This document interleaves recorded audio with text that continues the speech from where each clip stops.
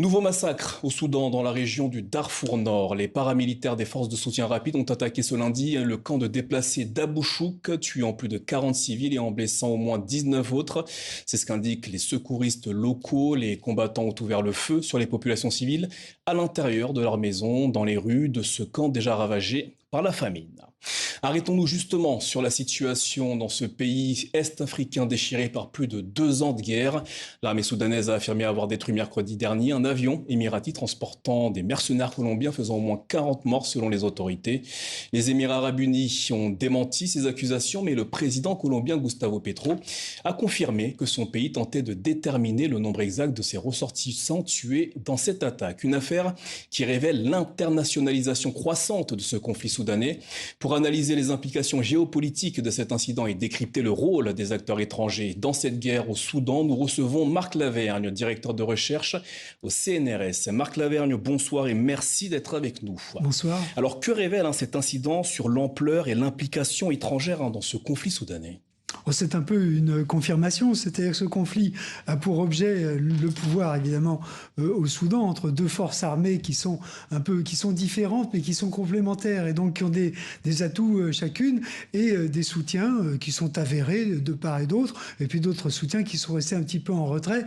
Les Émirats arabes unis étaient très clairement, depuis le début de cet affrontement, en faveur des forces de soutien rapide, qui donc étaient les forces de soutien de l'armée, donc ils sont aussi un corps en quelque sorte officielle.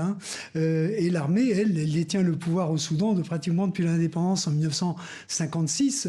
Donc il y a compétition pour l'accès aux ressources du pays. C'est un pays pauvre, mais il y avait du pétrole, donc qui a permis à l'armée de survivre d'une façon assez prospère pendant longtemps. Mais le pétrole est aujourd'hui au Sud-Soudan. Donc la nouvelle ressource, c'est l'or. Et l'or, c'est ce qui est exporté par les forces de soutien rapide à Dubaï. Elle contrôle les orpailleurs qui viennent de toute l'Afrique pour ramasser l'or, au particulier au Darfour, mais aussi dans toute cette partie désertique du nord du Soudan. Et les forces de soutien rapide ont fait leur fortune là-dessus, et aussi en étant des mercenaires dans la guerre au Yémen pour les Émirats arabes unis. Donc il y a du côté des Émirats, c'est-à-dire d'Abu Dhabi, mais aussi de Dubaï, parce que c'est le marché mondial de l'or, un soutien avéré aux forces de soutien rapide. Il n'y a rien de nouveau là-dedans. Alors Marc Lavergne, j'aimerais qu'on revienne quand même sur ce qui s'est passé la semaine dernière. Comment des mercenaires colombiens se retrouvent au cœur du conflit soudanais ? Alors ça, c'est une grande surprise, je pense, pour tout le monde. Mais c'est quelque chose qui devait exister depuis un moment. Et à partir du moment où il y a effectivement, la semaine dernière, des mercenaires qui ont été tués dans des affrontements, mais ils sont là pour, je pense, encadrer, former ces forces de soutien rapide qui sont en fait des jeunes désœuvrés de la région du Darfour, qui est une région très paupérisée, donc qui ont fait leurs armes comme mercenaires en Arabie Saoudite, ou pour l'Arabie Saoudite, pour les Émirats au Yémen, mais il faut les encadrer, il faut les former, et parce qu'il y a une situation d'équilibre actuellement entre l'armée régulière et ses forces de soutien rapide qui ne fonctionnent pas de la même manière. L'armée régulière, comme toutes les armées régulières, elle a une logistique, elle a des moyens, et elle a des règles de conduite et une hiérarchie. Les autres sont des gens qui n'ont aucune expérience de la guerre, qui sont des gens qui font, disons, des pillards en quelque sorte, essentiellement. Il s'agit de les former, tous ces jeunes. Alors justement, vous nous dites qu'ils sont là pour encadrer, pour former. Néanmoins, qui recrute ces mercenaires et comment sont-ils financés ? Je pense que les Émirats arabes unis sont maintenant dévoilés en tant que meneurs de l'opération. C'est-à-dire que c'est eux qui ont sans doute pris contact avec la Colombie, mais pas seulement la Colombie. Il y a d'autres pays aussi qui fournissent maintenant dans leur jeunesse désœuvrée des mercenaires qui sont contents de trouver un travail en quelque sorte sur le continent africain. Donc on a là quelque chose qui est en train de se dévoiler avec une mauvaise conduite en quelque sorte pour la réputation des Émirats arabes unis sur la scène internationale, de Dubaï, d'endroits qui sont considérés comme pro-occidentaux, comme facteurs de paix, de prospérité. Et là, on voit tout à fait autre chose, c'est-à-dire qu'il y a vraiment une attitude belliqueuse de la part des Émirats arabes unis.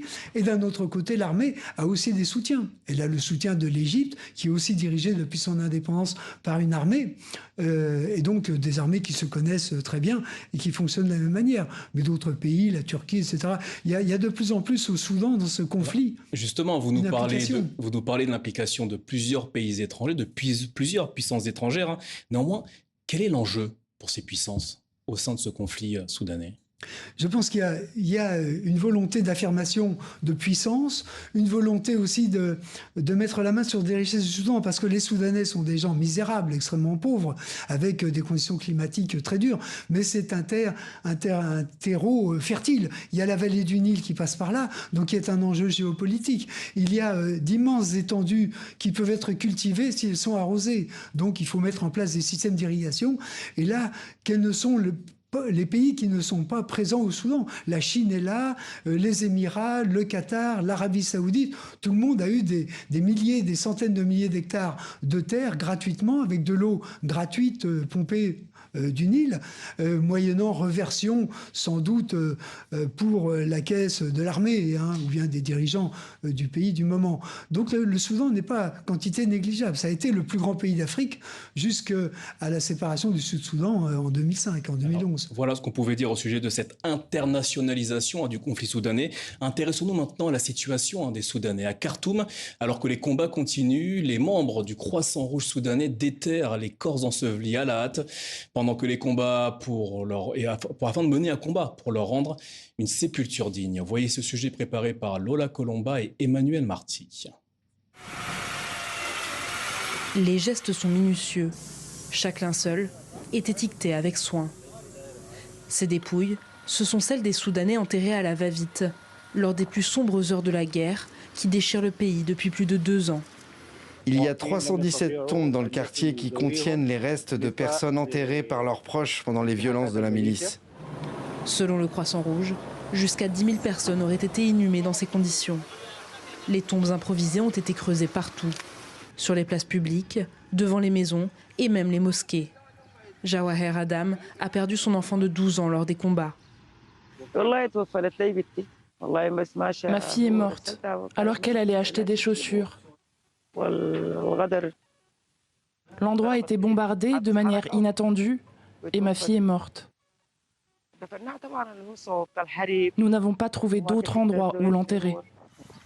Depuis la reprise de la ville par l'armée régulière en mars dernier, les corps sont progressivement déterrés, puis réinhumés dans de vrais cimetières. Les terrains doivent aussi être réhabilités. Ici, une école devrait être construite. Les habitants ont accepté l'exhumation des corps de leurs proches de la zone en raison des risques sanitaires et environnementaux qu'ils représentaient. Par conséquent, les habitants ont coopéré avec nous. Plus de 3,5 millions de personnes ont fui Khartoum pendant les combats. Et selon l'ONU, plus de 2 millions d'entre elles pourraient revenir d'ici la fin de l'année, en fonction de la situation sécuritaire. Marc Lavergne, vous connaissez bien le Soudan. Que vous inspirent les images que l'on vient de voir? Je trouve qu'ils sont assez représentatifs de la dignité des Soudanais, de leur résilience aussi, de leur capacité à revenir. Et je vois que ces jeunes gens sont en uniforme du Croissant Rouge. Bon, il y a une sorte de professionnalisme et aussi de capacité de réagir face à... Il faut savoir que Khartoum a été complètement détruite. C'était une ville de 5 millions d'habitants au minimum qui a été bombardée par son armée.